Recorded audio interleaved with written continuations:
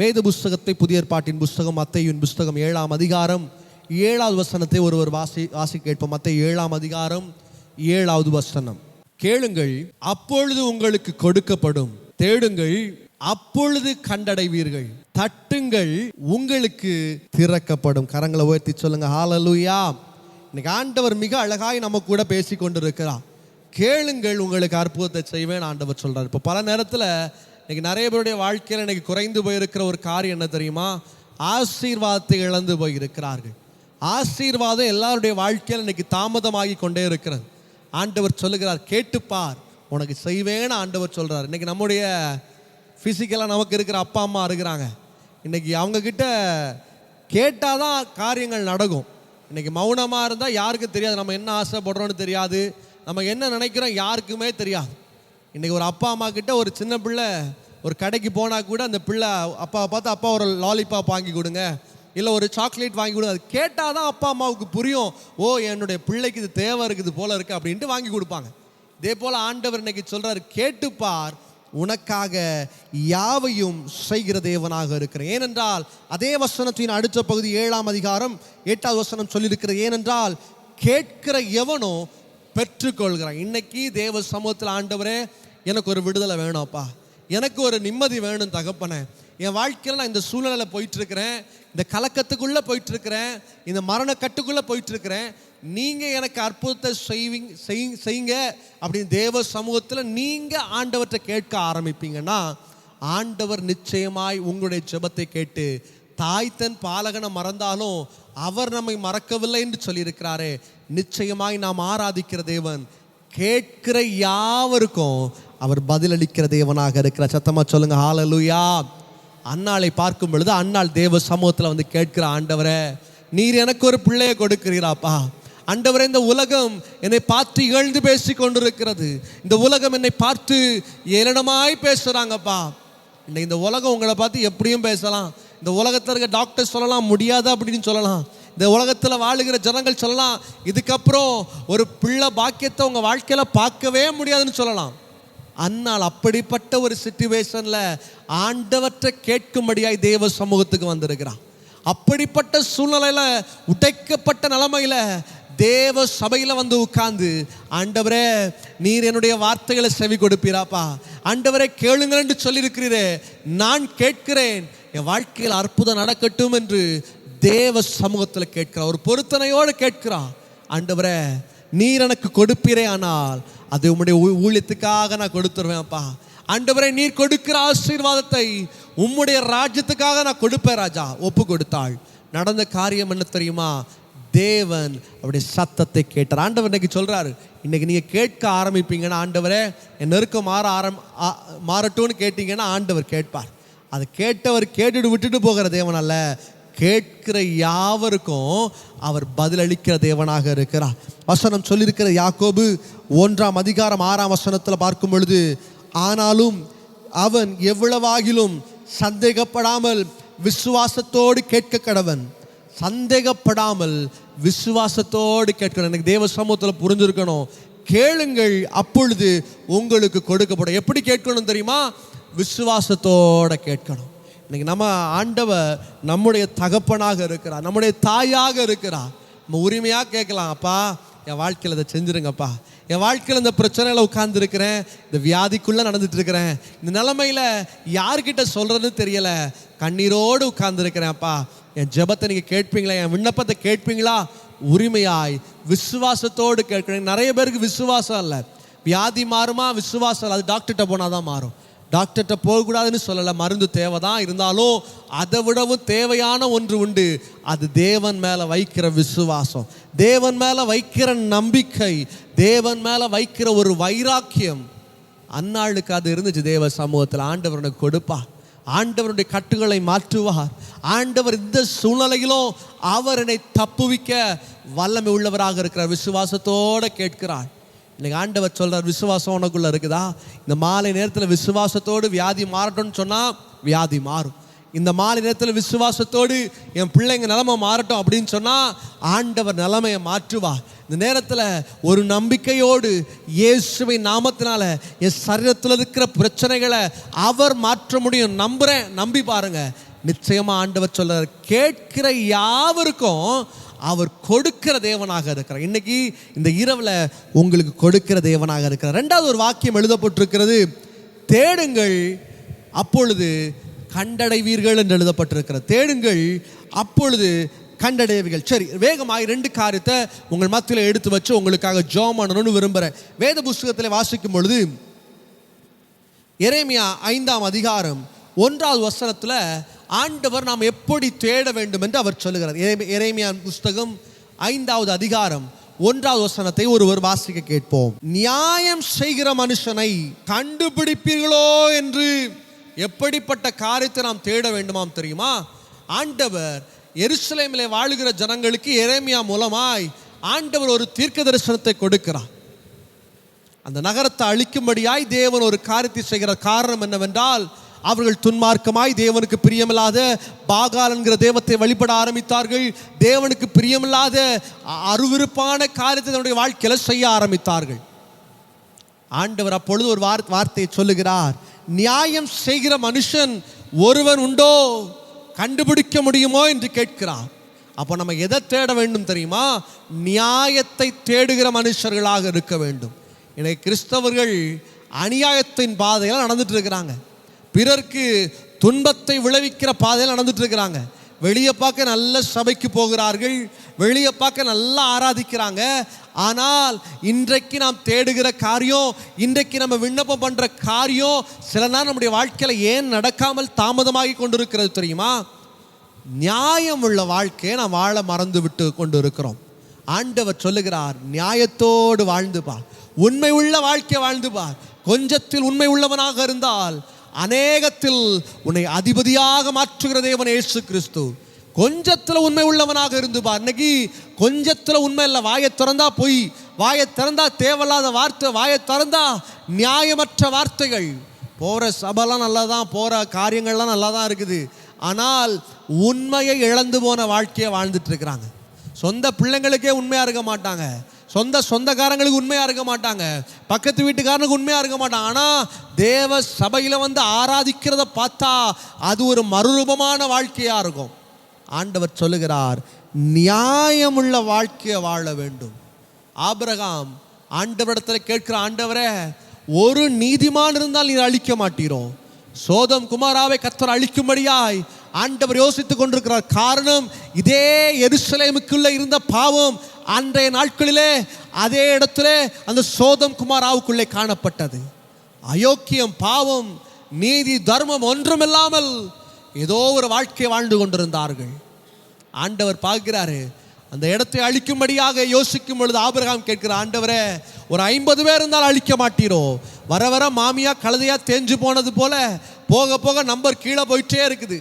50, 40, 30, 20, 10 கடைசியில் ஆண்டவர்கிட்ட கேட்குற, ஆண்டவரே ஒரே ஒரு நீதிமான் இருந்தால், ஆண்டவரே ஒரே ஒரு நீதிமான் இருந்தால் அழிக்க மாட்டீரோ? ஒரே ஒருவன் ஆண்டவர் பார்க்கிறார். இந்த லோத்தை காப்பாற்றும்படியாய் வெளியே வர சொல்லுகிறார். இன்னைக்கு யார் நீதி உள்ள வாழ்க்கையை வாழ்கிறீங்களோ நீங்கள் தேடுறதை கண்டுபிடிப்பீங்க. நீங்கள் தேடுற சமாதானம் உங்கள் வாழ்க்கையில் வரும். நீங்கள் தேடுற இளைப்பாறுதல் உங்கள் வாழ்க்கையில் வருகிறோம். நீ தேடுகிற எல்லா ஆசீர்வாதங்களையும் ஆண்டவர் கொடுக்க வேண்டுமானால் நீதி உள்ள வாழ்க்கையை வாழ வேண்டும். எரேமியா தீர்க்கதரிசி சொல்லுகிறார், எருசலேமில் வாழ்கிற ஜனங்கள் அவர்கள் நீதியற்று போனார்கள். அவர்களை பார்த்து சொல்லுகிறார், நியாயம் செய்கிற மனுஷன் ஒருவர் கூட இல்லையே, அவர்களை கண்டுபிடிக்க வேண்டும். இன்றைக்கு ஆண்டவர் தேடிட்டு இருக்கிறார். யார் நியாயம் செய்கிறா? யார் உண்மை உள்ள வாழ்க்கையை வாழ்றா? யார் தேவனுக்கு பிரியமுள்ள வாழ்க்கையை வாழ்றா? இன்னைக்கு மனுஷனை ஏமாத்திரலாம். இன்னைக்கு வெள்ளையும் போட்டுட்டு மனுஷனுக்கு முன்னாடி பாடி துதிச்சா அது வித்தியாசமான வாழ்க்கை தான். மனுஷனை ஏமாத்துறது ஈஸி, ஆனால் கர்த்தரை தலைகீழனால ஏமாற்ற முடியாது. ஏனென்றால் அவருடைய பார்வை மனிதனுக்கு மேல வித்தியாசமாக இருக்கிறது. ஆண்டவர் சொல்லுகிறார், மனுஷன் பார்க்கிறபடி நான் பார்க்கிற தேவன் அல்ல, மனுஷனோ முகத்தை பார்க்கிறான். ஆனால் நாம் ஆராதிக்கிற இயேசு கிறிஸ்து, நாம் வணங்குகிற தேவன், அவர் முகத்தை பார்த்தோ, நான் வைத்திருக்கிற காரை பார்த்தோ, நான் வைத்திருக்கிற ஆலயத்தை பார்த்த என்னிடத்தில் வருகிற தேவன் அல்ல, என்னுடைய இருதயத்தை பார்த்து என்னை உயர்த்துகிற தேவனாக இருக்கிறார். சத்தமா சொல்லுங்க ஹல்லேலூயா. ஆண்டவர் நியாயம் உள்ள ஒரு கூட்டத்தை தேடுறோம். இன்னைக்கு சபையில், இன்னைக்கு கிறிஸ்தவ ஜனங்களுக்குள்ள, தேவனை அறிந்து கொண்ட ஜனங்களுக்குள்ள ஆண்டவர் பார்க்கிற ஒரு லெவல் என்ன தெரியுமா? நியாயம் உள்ள வாழ்க்கையை வாழ்றானா? இன்னைக்கு நியாயத்தை இழந்து போய் இருக்கிறாங்க. அநியாயமான வாழ்க்கை, பிறருக்கு மேல அநியாயமா காரியத்தை சொல்றது, பிறருக்கு மேல தேவையில்லாம அதிகமா காசு வாங்கிறது, பயங்கரமான காரியத்தை செய்து கொண்டிருப்பார்கள். எதை விதைக்கிறாயோ அதே அறுப்பா என்று சொல்லப்பட்டிருக்கிறது. இன்னைக்கு நியாயம் செய்தீங்கன்னா உங்க வாழ்க்கையில நியாயம் நடக்கும். நீங்க அநீதிக்கு கூட போறீங்களா, உங்க வாழ்க்கையில அதை தான் நீங்க வாங்க போறீங்க. இன்னைக்கு நிறைய பேருடைய வாழ்க்கையில பார்த்துருக்கிறேன். எத்தனையோ பேர் எனக்கு விரோதமாக எழும்பினார்கள். இன்னைக்கு சொல்றது ஒன்றும் இல்லை, ஆனால் ஆண்டவர் என்னை நிலைநிறுத்தி வைத்திருக்கிற ஒரே ஒரு காரணம், அவர் எனக்கு மேலே பாராட்டி இருக்கிற கிருபை, அவர் என் மேலே வைத்திருக்கிற ஒரு சின்ன கிருபை தான் இன்றைக்கு எங்களை உயிரோடு கூட வைத்திருக்கிறது. ஆபிரகாம் கேட்கிற, ஆண்டவரே ஒரே ஒரு நீதிமான். இந்த இடத்துல பார்க்கும்பொழுது ஒரே ஒரு நீதிமான் இருக்க மாட்டானா? ஆண்டவர் தேடுறார். கண்டுபிடிக்க முடியுமா? இன்னைக்கு ஆண்டவர் எப்படிப்பட்டவர்களை தேடிக்கொண்டிருக்கிறார்? நீதிமான்களை தேடிக்கொண்டிருக்கிறார். அவங்க தேடுறது வாழ்க்கையில் ஆசீர்வாதமாக மாறும். உண்மையோடு யார் வாழ்றாங்களோ அவங்களுடைய ஜெபத்தை ஆண்டவர் கேட்கிறார். கேளுங்கள் கொடுக்கப்படும், தேடுங்கள் கண்டடைவீர்கள். எதை தேடணும்? நியாயமுள்ள வாழ்க்கையை தேடணும். ரெண்டாவது பார்க்கும் பொழுது ரொம்ப அழகாக அதே வசனத்தில் எழுதப்பட்டிருக்கிற சத்தியத்தை தேடுகிறவர்கள் உண்டோ என்றும் அவர் தேட ஆரம்பித்தார். சத்தியத்தை, வசனத்தை தேடுகிறவர்கள். இன்றைக்கு வசனத்தை தேடுற ஒரு கூட்டம் இன்னைக்கு குறைந்து விட்டது. வசனத்தின்படி நடக்கிற, உண்மையின்படி நடக்கிற கூட்டங்கள் இன்றைக்கு குறைந்து போய் இருக்கிறது. ஆடம்பரமான இடங்களை தேடி தான் ஓடுறாங்க. வசனத்தை தேட மனசு இல்லை, வார்த்தையை கேட்க விருப்பம் இல்லை. ஏதோ ஒரு இடத்துல போய் சந்தோஷமா இருந்தா போதும், ஏதோ ஒரு இடத்துல நல்லா ஆடி பாடினா போதும், ஏதோ மனம்போன போக்கில் வாழ்க்கையை வாழ்ந்து கொண்டிருக்கிறார்கள். ஆண்டவர் சொல்லுகிறார், சத்தியத்தை தேடுகிறவன் உண்டோ என்று கேட்கிறார். ஆங்கில வேத புஸ்தகத்தில் சர்ச்சிங் த ட்ரூத் என்று சொல்லப்பட்டிருக்கிறது. வசனம் சொல்லியிருக்கிறது, நானே வழியும் சத்தியமும் ஜீவனுமாக இருக்கிறேன், என்னால் அன்றி ஒருவனும் பிதாவினிடத்திலே வரான். இன்னைக்கு வசனம் இல்லாம பரலோகம் இல்லை. இன்னைக்கு வசனம் இல்லாம ஆசீர்வாதம் இல்லை.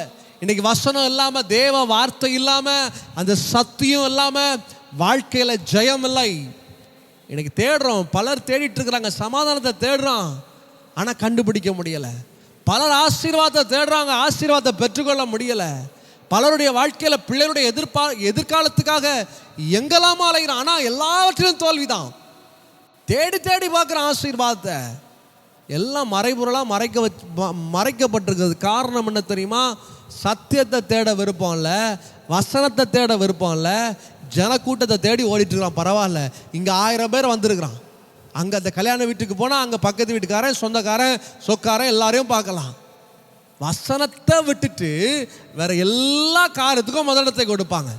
இன்னைக்கு சிலர் என்கிட்ட ஃபோனில் பேசும்போது சொல்கிற காரியம், மாதம் நல்லா சம்பாதிக்கிறேன் அபி, ஏர்னிங் நல்ல அளவுக்கு நான் ஏர்ன் பண்ணுறேன், ஆனால் நான் சம்பாதிக்கிறத காட்டிலும் 10 மடங்கு எக்ஸ்ட்ராவாக செலவு தான் வருது அப்படிங்கிறான். இன்னைக்கு சிலரை பார்த்துருக்கேன், ஒரு கூட்டம் இப்படி சொன்னாலும் ஒரு கூட்டம் சொல்லும், நான் சம்பாதிக்கிறது குறைவு தான், ஆனால் அதில் கத்தரங்களை திருப்தியாக வச்சிருக்கிறார். சத்தமாக சொல்லுங்க ஹல்லேலூயா. ஏனென்றால் அவர்கள் கண்டு கொண்ட ஒரு காரியம், கண்டுபிடித்த ஒரு காரியம், சத்தியத்திற்கு முதலிடத்தை கொடுத்தார்கள். ஒரு ஆமென் சொல்லுங்க ஹல்லேலூயா. இன்னைக்கு நிறைய நேரத்தில் வாழ்க்கையில், நம்முடைய வாழ்க்கையில் நம்ம இன்னைக்கு ஆசீர்வாதத்தை இழந்து போகிறதுக்கு நான் பார்க்கிற ஒரு காரியம், இன்னைக்கு தேவ ஜனங்களுக்குள்ள வசனத்தை கேட்பதற்கு மனம் கிடையாது. பாடுறதுக்கு டைம் இருக்குது, ஆராதிக்க டைம் இருக்குது, வேறு காரியங்களுக்கு எல்லாம் டைம் இருக்கும். ஆனால் சபைக்கு வந்து வார்த்தையை கேளுங்க, தேவ ஆவியுடைய சத்தத்தை கேளுங்க. நோ பிரதர், எங்களுக்கு விருப்பம் இல்லை, எங்களுக்கு அந்த ஒர்க் இருக்குது, இந்த காரியம் இருக்குது, பக்கத்து வீட்டில் கல்யாணம் இருக்குது, அங்கே ஃப்ரெண்டு கூப்பிட்டுருக்குறாங்க, இன்னைக்கு நைட்டு டின்னர் நாங்கள் இங்கே புக் பண்ணியிருக்கிறோம், அதுக்கெல்லாம் டைம் இருக்கும். வெளியே போய் டைம் பாஸ் பண்ண நிறைய டைம் இருக்கும். ஆனால் சத்தியத்தை கேட்காத தேடுறதுக்கு மனசு இருக்காது. இன்னைக்கு சத்தியம் வசனம் நம்மகிட்ட இருக்குது, ஏன்னா கிருபை நாட்களில் வாழ்ந்துட்டு இருக்கிறோம். ஆனால் சீக்கிரமாக இந்த உலகம் ஒரு அழிவி நாட்களுக்குள்ளே சென்று கொண்டு இருக்கிறது. ஒருவேளை அந்த கிருபை எடுபட்டு போகுமே ஆனால் நீங்களும் நானும் எந்த நிலைமையில் இருக்கோம் யோசித்து பாருங்க. நமக்கு தேவை இன்னைக்கு தேவ வார்த்தை, அந்த சத்தியம். தேவனுடைய வார்த்தையை உறுதியாய் பற்றிக்கொள்வோம், தேவ சமூகத்தை தேடுவோம். யார் தேவ சமூகத்தை தேடுறீங்களோ அவர்கள் தேடுவதை கண்டுபிடித்துக் கொள்வார்கள். சத்தமா சொல்லுங்க ஹல்லேலூயா. நீங்க தேடி வருகிற ஆசீர்வாதமாக இருக்கலாம், நீங்க தேடி வருகிற நன்மைகளாக இருக்கலாம். ஆண்டவர் சொல்லுகிறார், சத்தியத்தை அறிவீர்கள், சத்தியம் உங்களை விடுதலையாக்கும். இன்னைக்கு தேவ வார்த்தை உங்களை விடுதலையாக்க போகிறது. இன்னைக்கு தேவ சத்தியம் உங்கள் வாழ்க்கையில் துன்பத்தை மாற்றும்.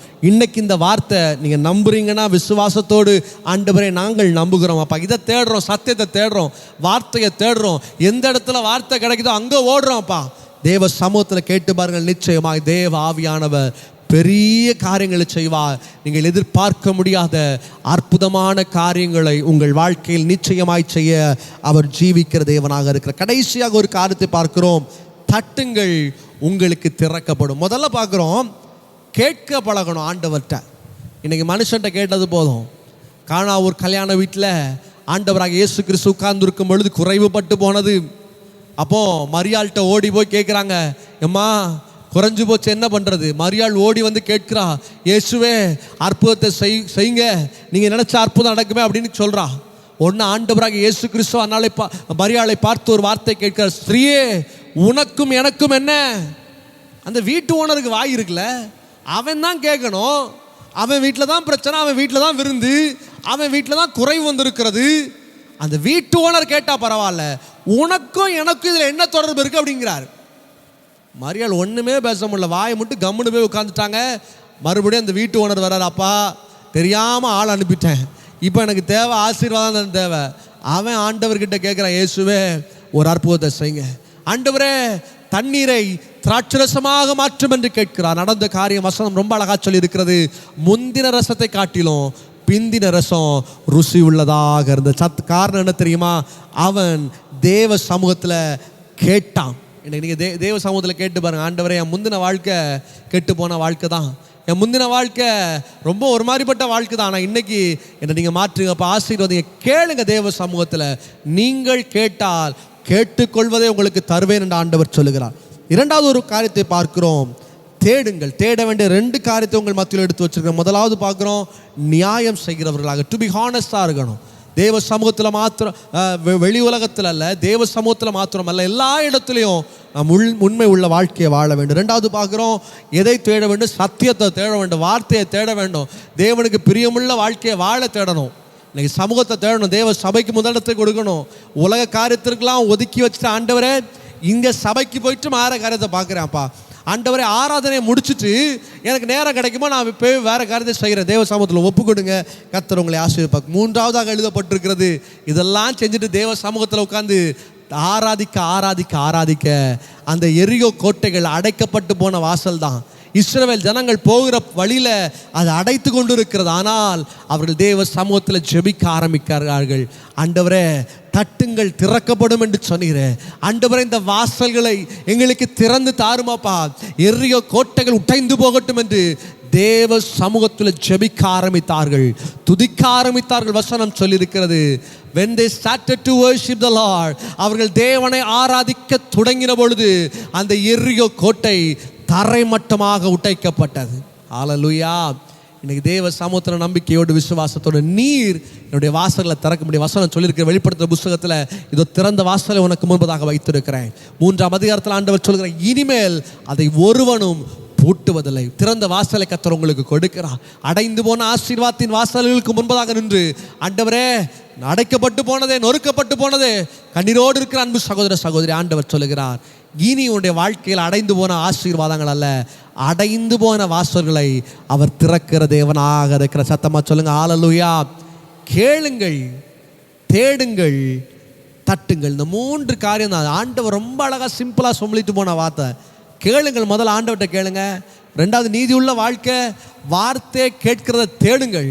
மூன்றாவது பார்க்குற தேவ சமூகத்தில் விசுவாசத்தோடு தட்டுங்க. ஆண்டவரை திறந்து கொடுத்துருங்க, அற்புதத்தை செஞ்சுருங்க, அதிசயத்தை செய்ய. நேரம் கிடைக்கும் போதெல்லாம் காலையில் நைட்டில் தேவ சமூகத்தில் முட்டக்கால் போட்டு, ஆண்டவரை நீர் என்னோடு கூட பேசுமப்பா, என் வார்த்தையில் அடைக்கப்பட்ட வாசல்கள் திறக்கப்படட்டும், வருகிற நாட்கள் எல்லா நெருக்கங்கள் மாறட்டும், எல்லா பிரச்சனைகள், போராட்டங்கள், கண்ணீர்கள், கவலைகள் மாறி போகட்டும். தேவ சமூகத்தில் கேட்டு பாருங்க.